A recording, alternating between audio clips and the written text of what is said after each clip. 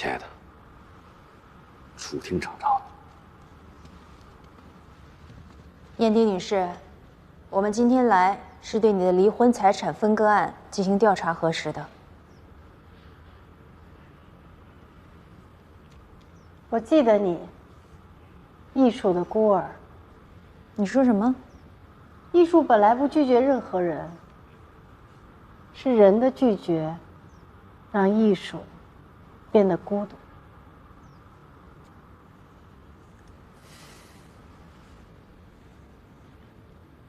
你之前的工作室已经被法拍了，拍得80万零9千，赔偿给了你的前夫石建康，但这与法院判决的500万还有一定的距离。剩下的欠款，我想知道你是怎么打算的？摇尾乞怜的狗，是得到骨头，还是毒打？取决于主人的悲悯。楚厅长，够了。什么够了？80万，对于石建康来说足够了。这些钱已经远远超过了他应该得到的。他应该得到多少，取决于法院的判决。燕迪女士，你对艺术、对人生的思考很新颖，但我今天要知道的是，接下来你想怎么办？接下来，我已经一无所有了，你想让我怎么办？你的这些画作呢？啊，我的这些画作早就已经赠予给了 Simon 和他的基金会。是的。我提醒一下你，你在离婚前且单方面赠与他的18幅画作，依然属于你和石建康的婚内财产。我的画作是我的孩子，是我体内的分娩，我灵魂的分割，跟石建康有什么关系？亲爱的，别生气，愤怒是要留给作品的。楚厅长，我来解释，可以吗？石法官，你姑妈没什么事儿吧？没事儿，已经接回家了。好像太掉了。石法官，哎，说说。这就是胡老师，这是齐法官。啊，不好意思啊，胡老师，耽误你午休时间了。没关系，方便坐着说吗？可以啊。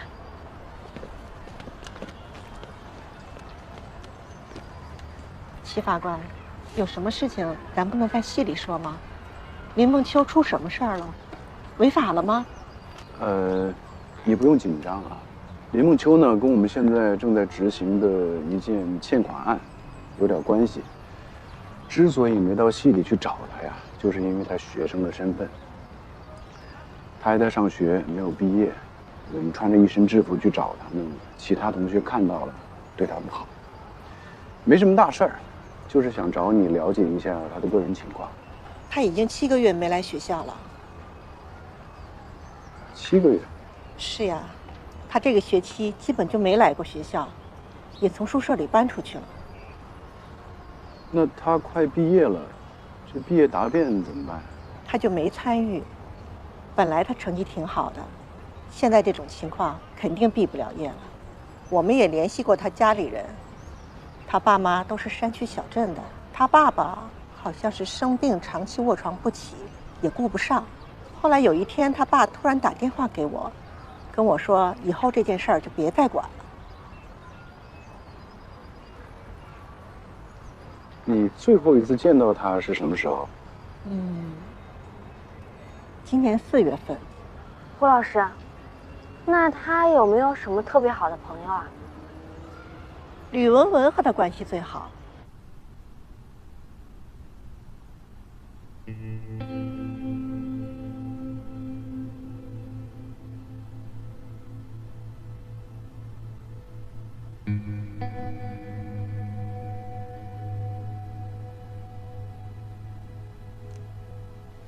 梦秋，昨晚你几点回来的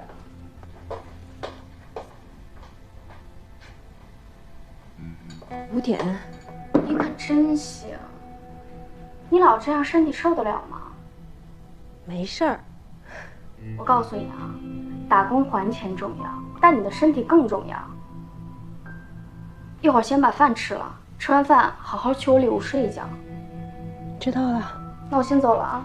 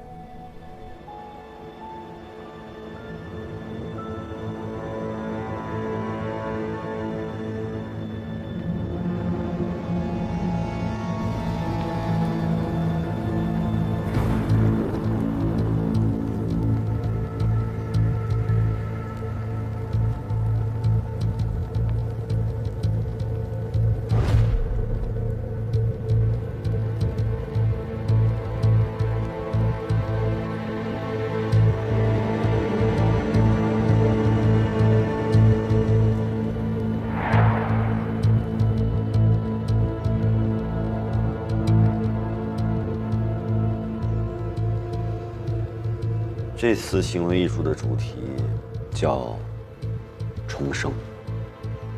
被烧的画就是燕爹送给我那18幅作品。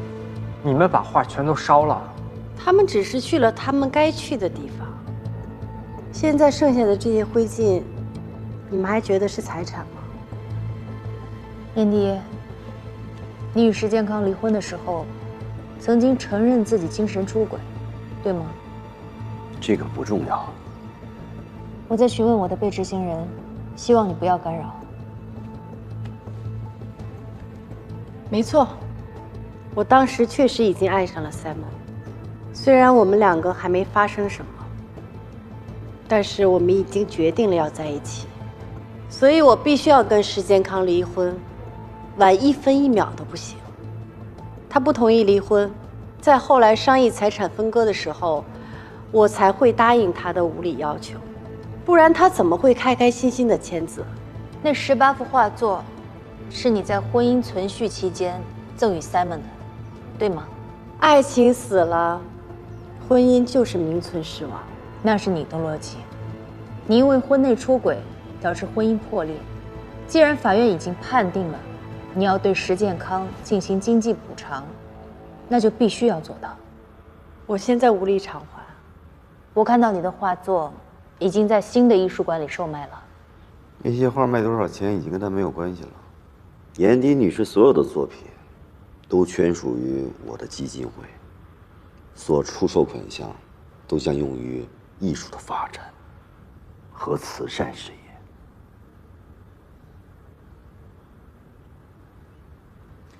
好的，我知道了。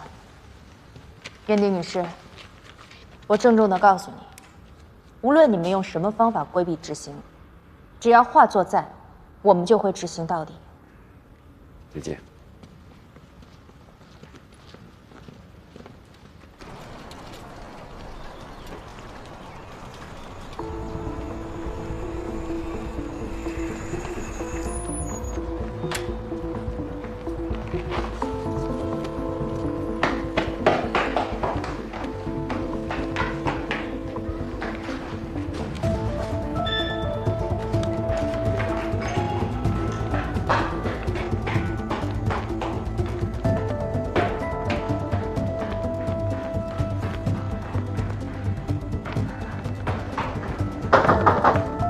您的外卖到了，不好意思让您久等了。太慢了。不好意思。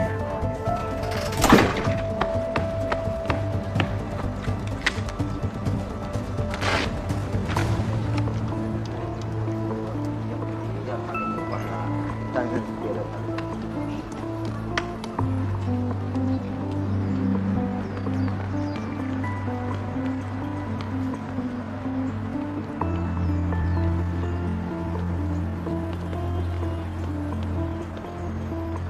你好，吕恩是吧？谢谢你们没有直接上去找我。你们是过来找林梦秋的吧？你怎么知道我们来找你是来问他的事儿？我是他最好的朋友，你们找不着他，肯定会过来找我。不过我也很久没见过他了，他现在连学都不上了，就为了还你们法院判的这些钱。关于林梦秋欠钱的事，你还知道多少？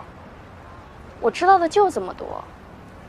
法官，他才22，大学还没毕业呢，他已经很努力的在还钱了，你们还要他怎么样？要把他逼死吗？你误会了，我们就是来了解情况的，没有要逼迫任何人的意思。那对不起，我也帮不上你们什么。如果没什么别的事儿的话，我接着回去上班了。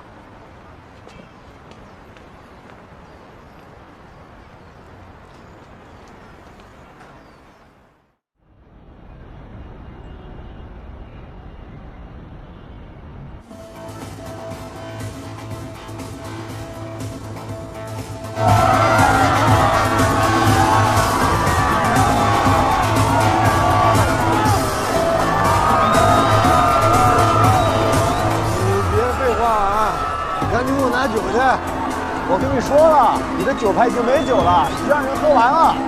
不可能！我之前还有半瓶酒，怎么可能就喝完了？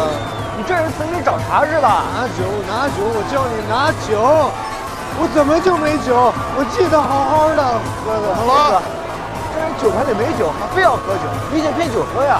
哎，你给我嘴巴放干净点啊！我什么时候骗酒喝了？我就是有2瓶酒，对不对？什么就是我是骗子？安普大哥，你给评评。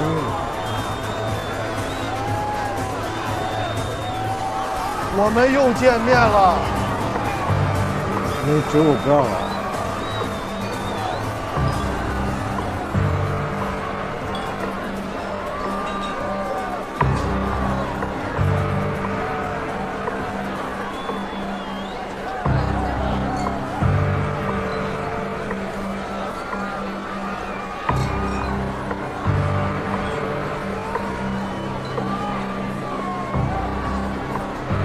兄弟，这地儿是我开的，你不知道啊？你不能想来就来，想走就走，啊？你不是想喝酒吗？我帮你，看见他了吗？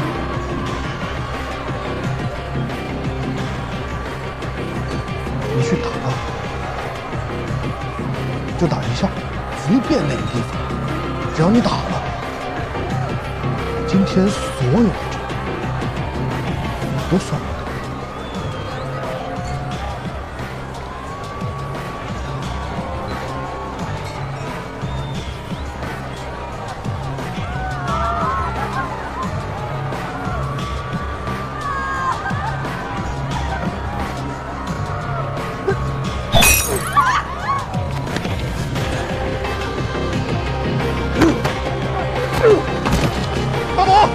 大宝冷静，大宝，我让他打的。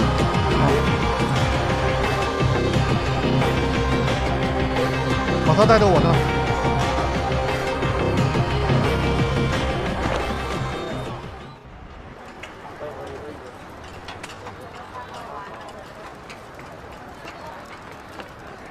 先生，不好意思，是您叫代驾吗？这么久，你怎么才来呀？啊，对不起，对不起，我电动车没电了。行了，快点，快点。好的，好的，好的。我这该投诉你。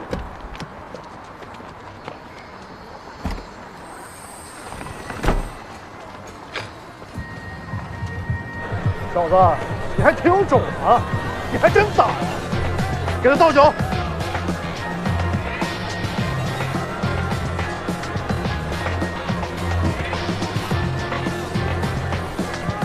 喝吧。你让我打人，我也打了。酒我喝，但我有一条件，就冲你今天这表现，说，我喝多少酒，你给我折多少钱。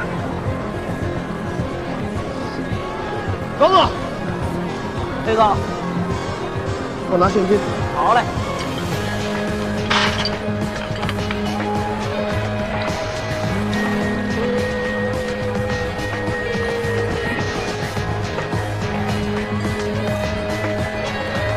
开始吧。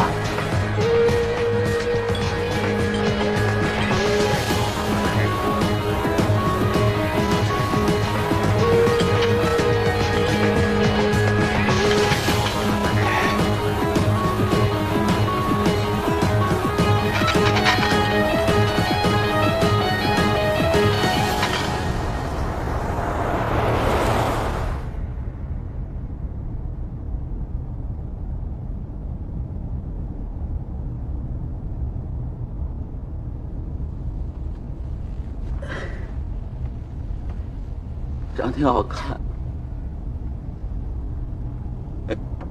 先生，请系好安全带，危险。长这么好看，敢代驾，可惜了。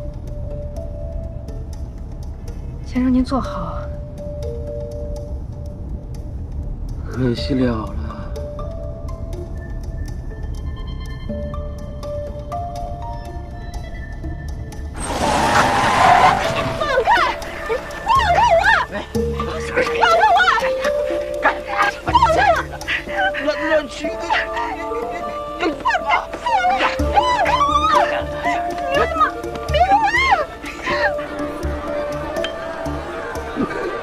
还有吗？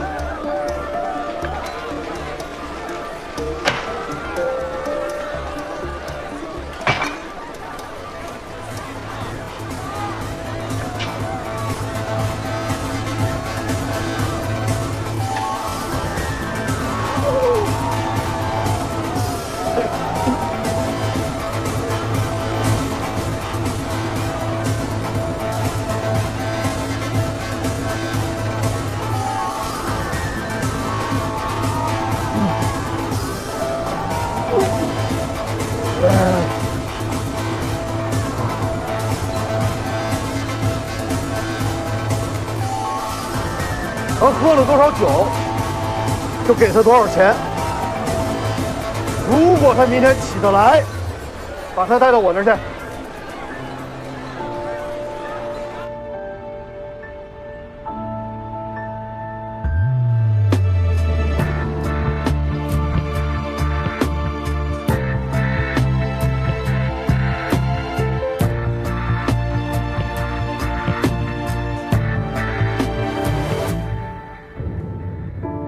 愿为时间预留空间，这烟火滚烫人间，生生不灭，深情最难。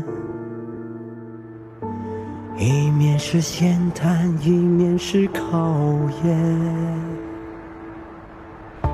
挥之不去，白马少年，这青葱郁郁从前。你还知道回来啊？你手机为什么关机？你这么大个人了，你怎么一点责任心都没有？我昨天晚上在家等了你一晚上，你知道吗？我问你话呢。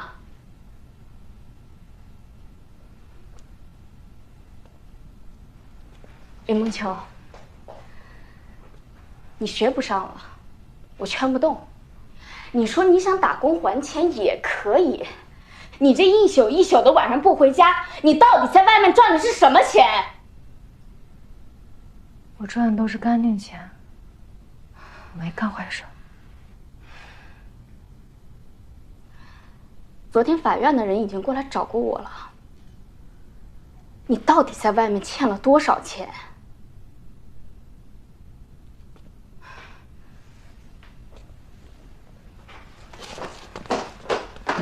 你今天必须给我把话说清楚，你说也得说，不说也得说。我昨天晚上开代驾，没想到那个客户是个流氓。我想打电话，但是我的手机没电，我也不知道该找谁求救。他还搂我，还亲我，拼命的挣扎，我咬他，我打他，我好不容易才挣脱。你过来报警啊！今儿跟你聊聊天。干什么？哎，干什么？别喊，别喊！街上一个人都没有，我的电动车也没电，我就推着我的电动车走啊，走啊，走啊！我走着走着，天就亮了。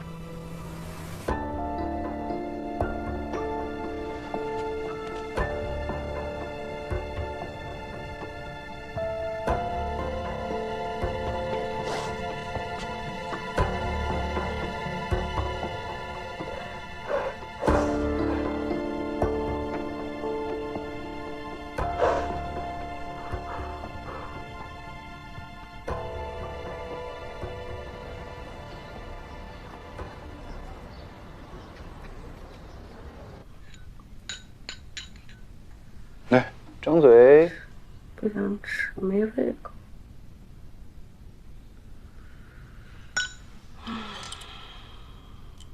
那吃口咸菜。不吃。大早上的，你又怎么了呀？唉，人都说呀，久病床前无孝子。我这亲儿子连个影儿都看不见。你这话说的，我不是在照顾你呢吗？亏了有你吗？我不管啊，你好好的养身体，病好了你爱怎么生气怎么生气。来，吃。太想了，到点了，你上班去，我来。我必须得让他吃啊！让他吃，他不吃怎么恢复身体？烫！你今天就一个任务啊，吃好睡好，有事随时给我打电话啊。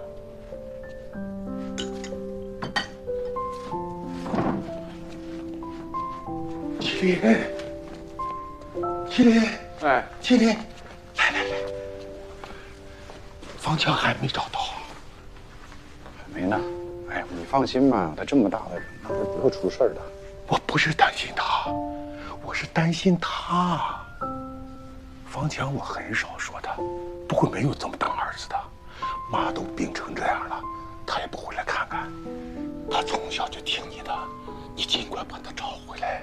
行，我知道了，我会尽快找到他，把他拽回来，当面给姑妈认错。对，你姑妈这个人啊，刀子嘴豆腐心，你把他拽回来，当面叫个妈，让姑妈骂两句，没事儿了。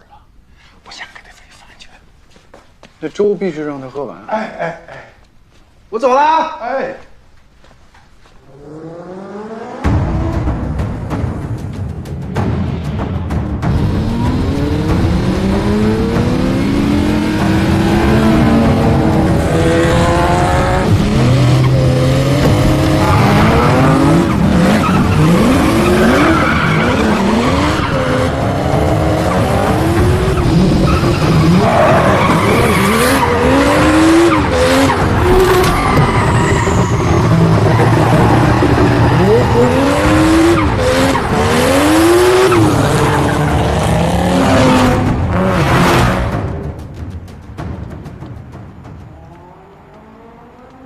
沈哲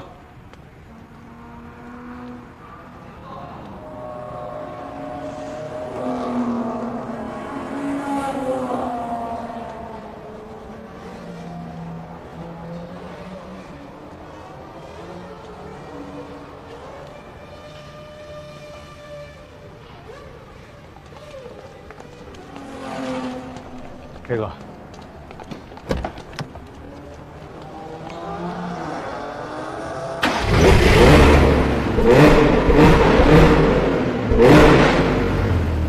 这次的响应就很好嘛，记住这个数值 ，OK？ 哎，好嘞，飞哥。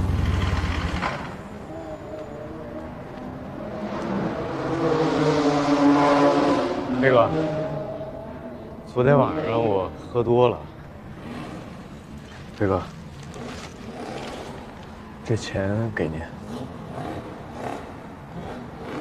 收着吧。别，这钱我不能要。这是你应得的，谢谢。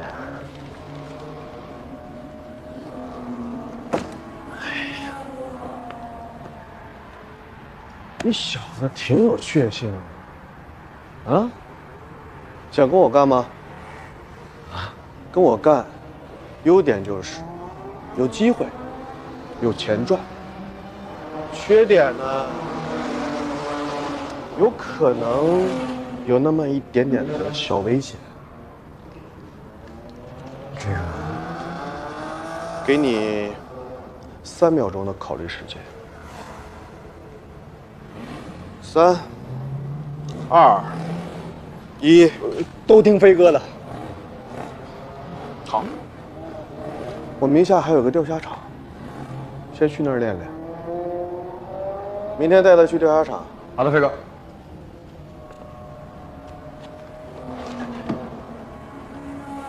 这个俱乐部是我的，随便看，随便玩。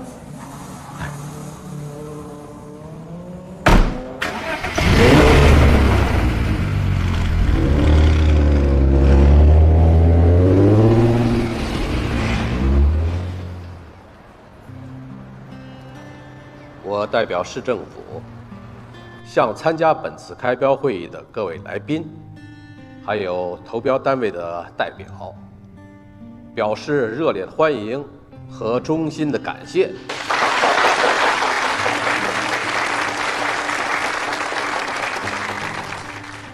大家都知道，晨光广场项目并不是第一次开发，我们也吸取了以往的经验，总结了教训，力求这次能够顺利完成。在座的各位都是商界领域的佼佼者，也有着丰富的商业经验。但是我要提醒大家，所有的商业开发都是要在依法合规的准则下。建设青港，也就是建设我们自己的家，在这个家里，容不下一点点灰尘。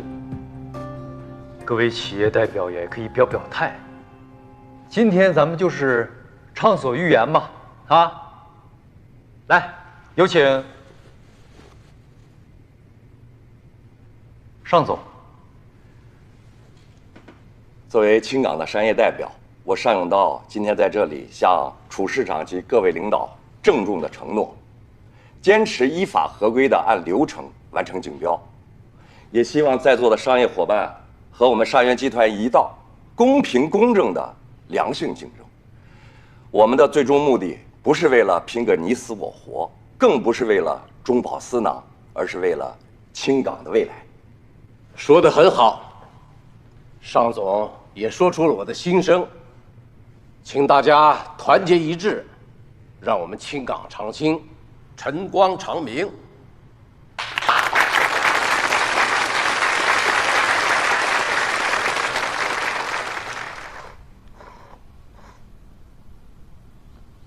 其实，我知道你在送外卖，我在路上见过你。你以为你过得严严实实的，我就认不出来那是你了？你可别忘了，咱俩是最好的朋友。你是白天送外卖，晚上干代驾的。你能告诉我，你到底在外面欠了多少钱？到底是因为什么才欠下的这些钱？我不能说。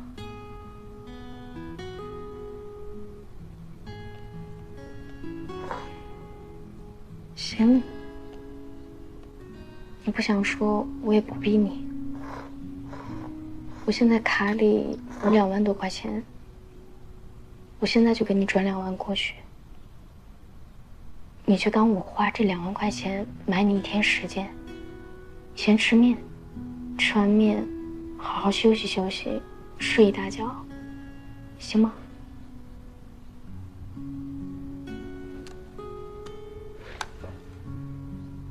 别说，不能要你的钱。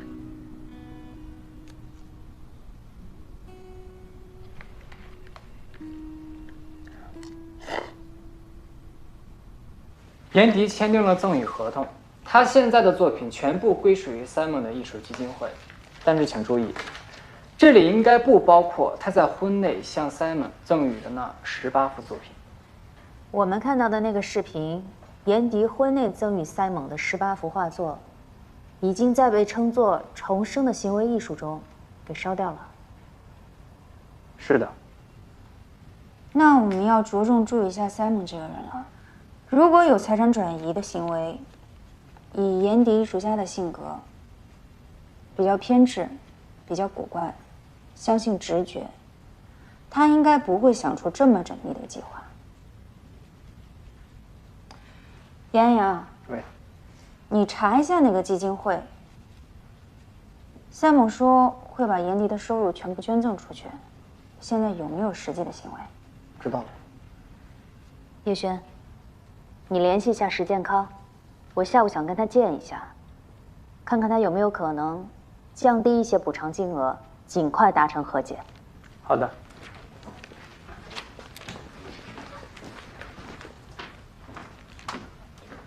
来说，李梦秋呢？她家里比较困难，她一直打工挣钱给她爸治病。她家里还有个弟弟，学习成绩还不错。我们已经查过他银行卡流水了，一共借了6万，5万2寄回了家里，自己留了8000，这和他老师说的情况是对得上的。但是呢，中间有一个疑点。什么疑点？我查过明庭判决书，他们这个还款时间定得非常死，只有2个月。2个月？他还得上吗？还是他根本没有打算还？不排除这种可能性。但是呢，这跟他4个月以来一直都努力赚钱还款呢，又产生了矛盾。我们去找过他了，林梦秋现在已经离开了学校，我们找到了他最好的朋友，叫吕文文。这个吕文文呢，拒绝向我们透露任何林梦秋的信息，对我们好像还挺有敌意的。让我们为晨光广场项目一起努力。大家再见，谢谢啊！再见。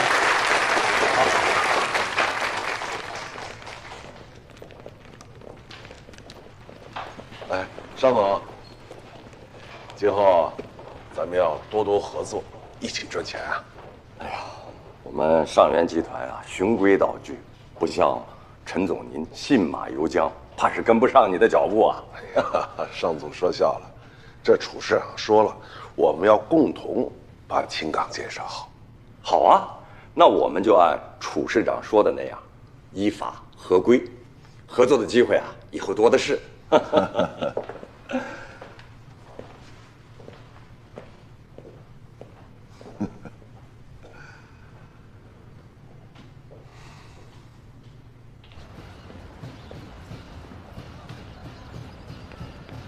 齐法官，你是怎么找到蒋云霞的？联系方式卷宗里不都有吗？可我按照上面写的联系过了，他没住在海曙花园啊。我给海曙花园打过电话了，物业说他有2处房产，现在他住在江湾小区。我怎么没想到联系物业呢？下次你就能想到了。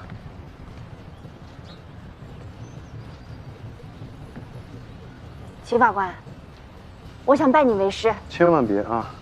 法院的老传统呢是传帮带，但是咱们现在呀是互帮互助，不存在拜师的事。再说了，我已经有个徒弟了。谁呀？少军啊，他不光是我徒弟，还是我师傅呢。那我不管，反正你是师傅，我认定了。师傅，请授徒儿一拜。我也要拜你为师。别捣乱，广场舞跳完了，该我们上场了。最近想跟您见个面啊，真是太难了。我估计啊，晨光项目一启动，想请沈处长吃饭的人啊，得排着队绕住建局大楼10圈。哎，陈总开玩笑了，现在是特殊时期，比较敏感。别说您这儿了，其他公司的饭局我都推，你闲吗？我们也不想给沈处长添麻烦，可有些事情啊，必须得当面聊。我知道。招标吹风会上，尚永道出来表态，让陈总心里边很不舒服。但是招标就是行业竞争，得允许彼此表达一下不同观点嘛。沈处长是误会我了吧？我认为尚总讲得非常好，尤其是他提出公开、公正、公平竞争，不是为了拼个你死我活，而是为了行业共同发展。我举双手赞成啊！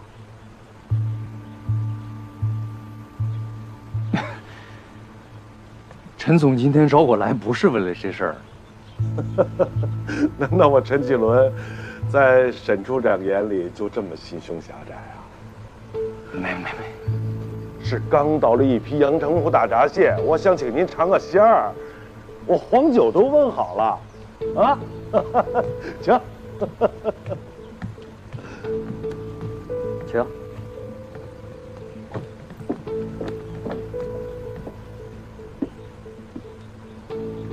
到底什么事？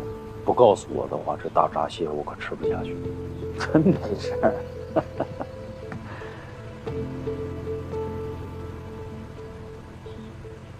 陈处长，晨光广场大概计划入驻多少商家？李总，你别介了，这可是保密的。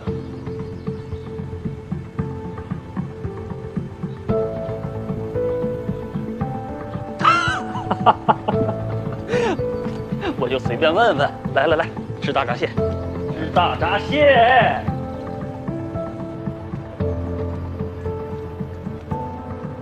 江阿姨，请坐。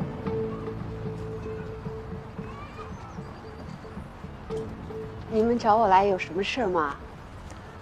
你跟谭文是怎么认识的？啊，我们舞蹈队老孙介绍了，说小谭这个基金啊，特别靠谱，借了他5万，2年后连本带利回来了7万。我们舞蹈队好多人都想买，我跟老孙是舞伴，关系好才买到的。他是怎么给你返钱的？啊，我给了他6万，他1个月给我3000块钱利息，说满1年后把本金再退还给我。我一算，这太合适了。戚法官，这不算是高利贷吧？我没犯法吧？你放心，你跟谭文之间呢有着明确的约定，不算犯法。那你找我干嘛？我就是想问一下，你为什么要起诉被告人？因为中间有2个月，谭文没有给我利息钱，我着急啊，我以为他是骗子跑路了。后来，谭文主动带了律师来找我，说是贷款的人失联了，他一直在找他，现在人找见了，说让我出个庭，这钱就能找回来。你在法庭上是怎么说的呢？我都是按照律师交代的说的，就说这钱都是我的退休金，一辈子就攒了这么点钱，这要是还不上，我晚年的生活就一点保障都没有了。然后官司就打赢了，谭文很快就把欠的那2月利息钱给我补上了。要我说，还是你们法院好，向着我们老年人，要不然我这损失就大了。被告是叫林梦秋吗？就是他，他根本就没有出庭，宣判的时候他都没来。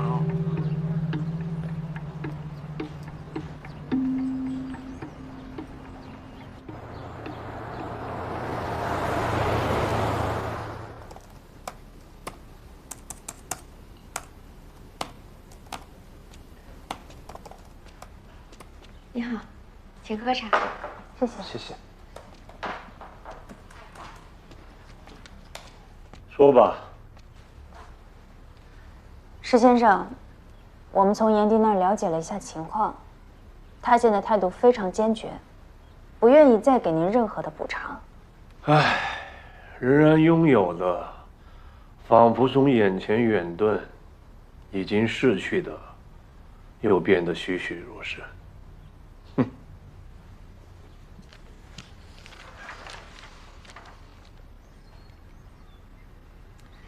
石先生，我们今天来呢，就是想了解一下，有没有执行和解的可能？您有没有可能把要求的补偿金降低一些？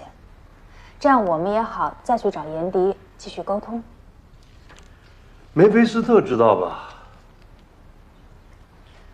浮士德里的魔鬼。我曾经以为我就是梅菲斯特。用文字诱惑了严迪的笔。我们曾经是美好的，直到他离我而去，我才明白，他才是梅菲斯特，而我曾经注视着的整片天幕，都被他无情的撕碎了。石先生，你们离婚的时候，房子、车子都判在了你的名下，你又要求了500万的补偿金，他也同意了。其实您得到的并不少。我个人建议啊，如果你想这件事情尽快解决的话，能不能考虑一下，把补偿金额降低一些？浮士德将灵魂抵押给了梅菲斯特，只要停止对生命的追求，那便是他的死期来临。所以，我别无选择。石先生，我们能不能好好谈一下严迪的补偿？他当然要给我补偿。我本来要用我这一生写一本小说，就是因为他，我现在一个字都写不下去。这是信仰的坍塌，没有了信仰，我就是一具行尸走肉，我的余生还有什么意义啊？这是赔偿的问题吗？你认为区区500万就能买断我的灵魂吗？可笑！我在想啊，你有没有可能让一步，把这个补偿金额降一下？这个事情拖下去，对你们双方来说都是精神的折磨。文学不能当饭吃，人也不可能在梦幻里生活，日子总得过下去嘛，对吧？你怎么可以这么说话呢？好像石老师是为了钱，太俗气了。那个女人她深深的伤害了石老师，她就是一个魔鬼，她应该受到惩罚。请问你是？我的学生。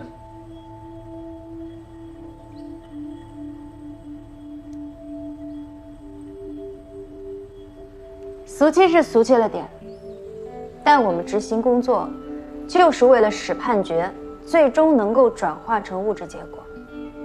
说吧，补偿金额能不能降？500万，1分都不能少。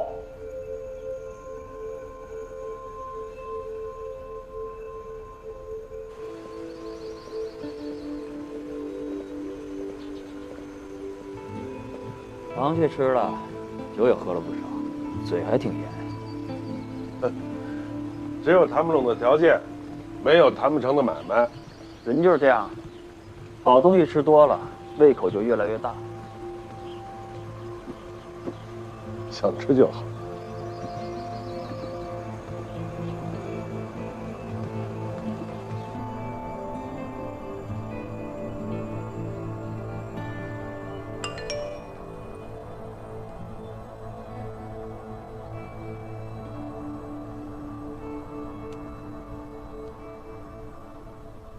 林梦秋，我知道你在吕文文家，我在楼下，你下来吧，给你5分钟的时间，否则我就上去。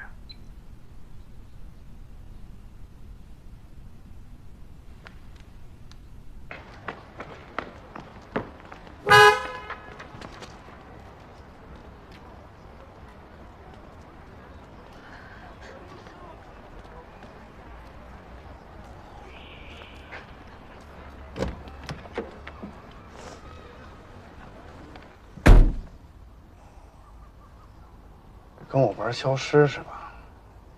你是不是真忘了我是干什么的？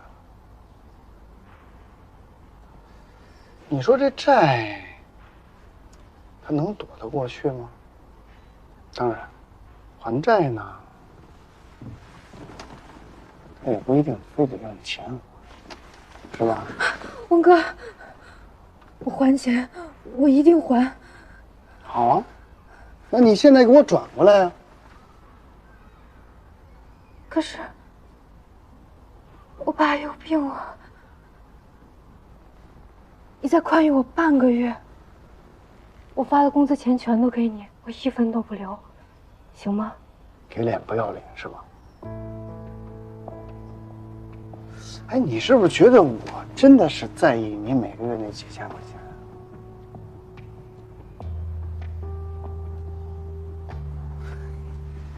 你说你捂那么紧干嘛呀？哎，我记得当时拍照的时候，你不是挺大方的吗？就你那身材，不用我再细说了吧？啊？你说你在这跟我装什么装？峰哥，我是家里真的需要用钱，否则我不会借钱，是吧？借钱可以，没问题，但你借了钱不还，那就叫恩将仇报了，对吧？孟秋，问你，我是不是帮过你？那我就再帮你最后一次。只要你按我说的做，这笔账马上就能了。我不卖身。卖身？谁说卖身了？你觉得我是那么 low 的人吗？当然，我承认，之前呢，我对你的态度确实是有点激烈，我也反省，所以我才觉得，帮人啊，咱们得帮到底。你想让我做什么？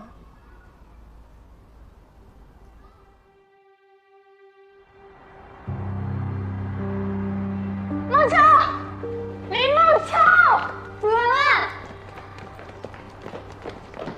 或者怎么样？你们见着林孟秋了吗？没有啊，怎么了？林孟秋她可能不想活了，这是她昨天晚上留下来的纸条。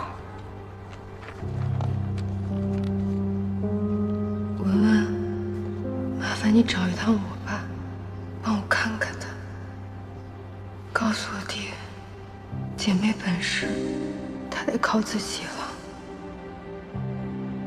文文，我们是最好的朋友，你会知道真相的。相信我，我没有做坏事。你先别慌。什么时候的事？我不知道呀，昨天晚上我俩都一夜没睡，我早上实在太困，我就先睡着了。我一觉睡醒，他人就不见了，微信不回，电话关机，就留下了这张纸条。楚云啊，现在有个紧急情况要跟你汇报一下，林梦秋可能出事了。我呢往群里发了张照片，你看完之后就知道是怎么回事了。现在我请求所有人立刻出去找林梦秋。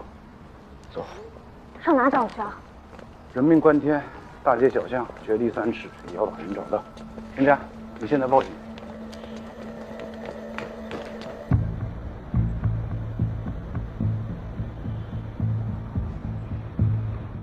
你听说过代孕？这个李总家里有矿，就是想要个儿子。人家要求不高，啊，大学生，漂亮，温柔。嘿，巧了，你全符合。你说这是不是缘分啊？找个地儿是吧？多1年，孩子一生30万到手，到时候你什么债啊，你爸看病啊，你说那还叫事儿吗？别说，无用无养，你只管生，生下来我们就得送走。这孩子是死是活跟你一点关系没有，你只负责数钱就行。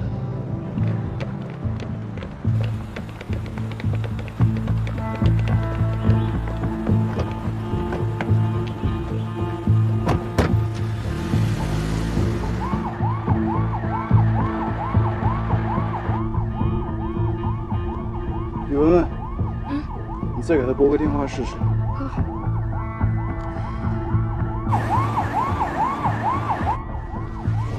快一点！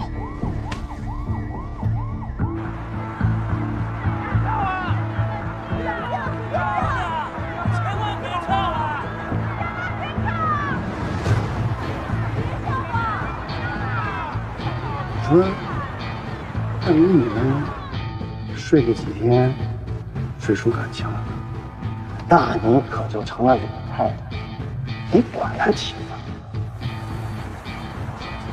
我是不会给他生孩子的。你想清楚了，我能帮你，也能毁了你；我能帮你，也能毁了你；我能帮你，也能毁了你。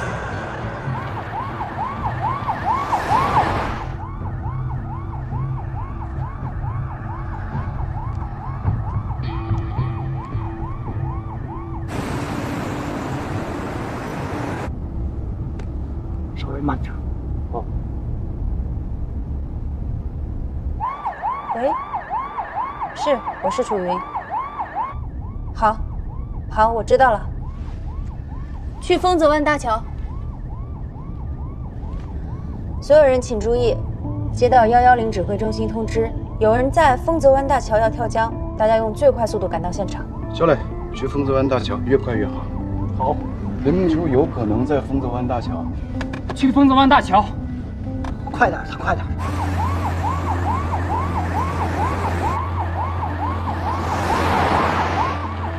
孟秋，孟秋，孟秋，你先下来啊，孟秋。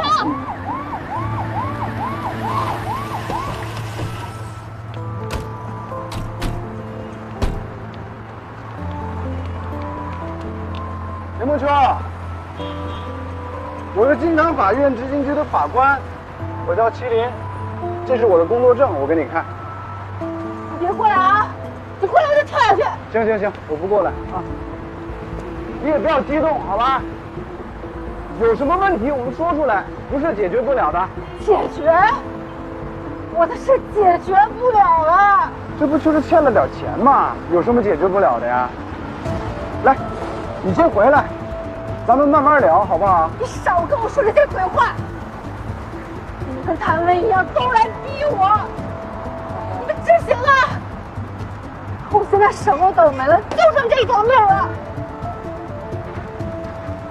咱们第一次见面，你不相信我，我能理解。但是你一定要相信法律。之前不管什么人来逼你还钱，但是今天我们这么多人过来，就是来给你解决问题。你还这么年轻，未来还有大把的好时光。你不要做这样的傻事儿。你想想你父母，他们那么爱你，那么疼你，还有你学校里那么多的老师和同学，都等着你回去呢。真的没什么了不起的，不就几万块钱吗？对，就是这几万块钱压得我活不下去。你想救我是吗？那我能不还钱吗？你说话呀！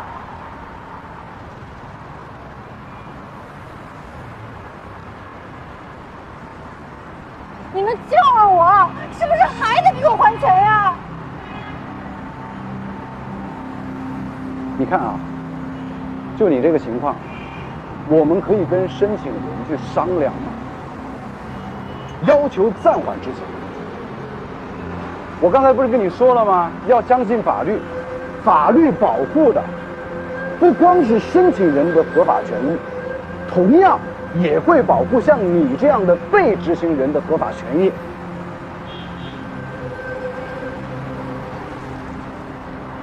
咱们换个角度来想啊，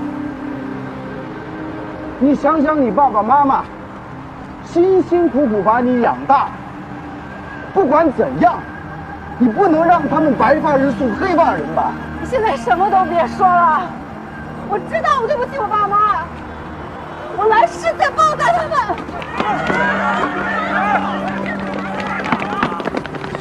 放开我，放开我，让我去死吧！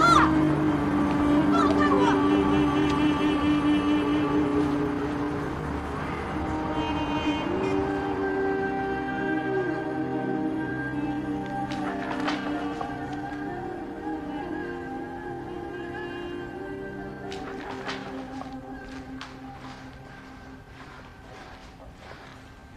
这个你看一下。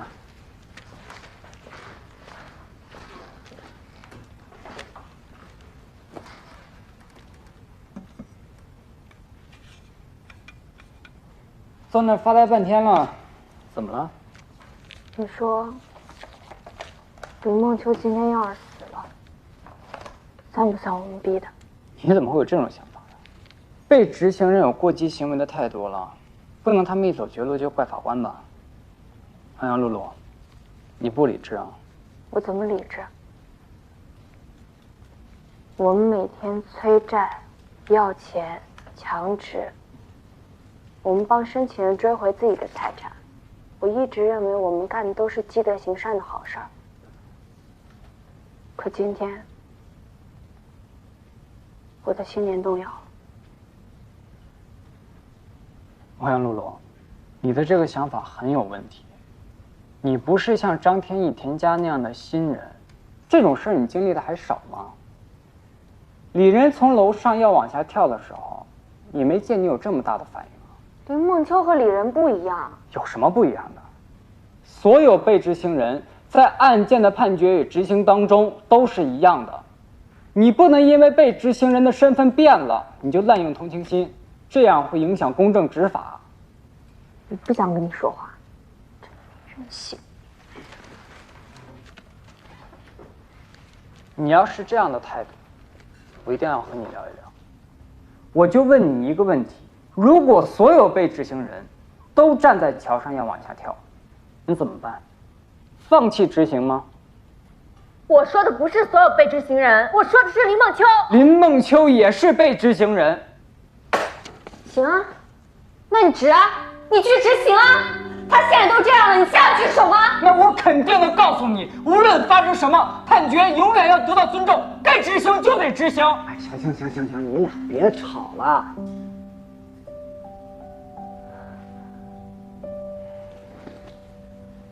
叶轩法官是要依法办事，只要是记得住条文，背得熟规范，永远人家就正确。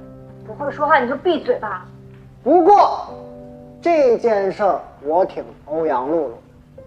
哎，你说如果林梦秋今天要真出事儿了，我至少得做1年的噩梦。那桥多高啊！这要不是天大的委屈，不可能能站得上去。你说是不是？总算说了句人话，我要不帮他，我也得做1年噩梦。不就是6万块钱吗？我现在我就转给他。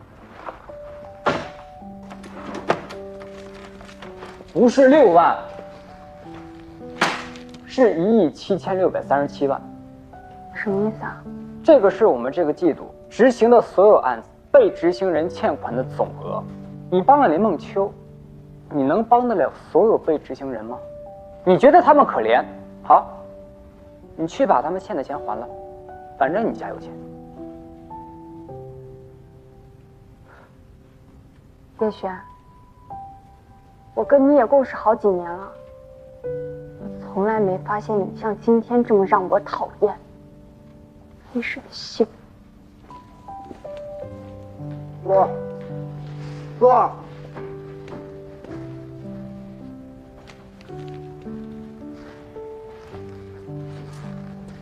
气有点过啊！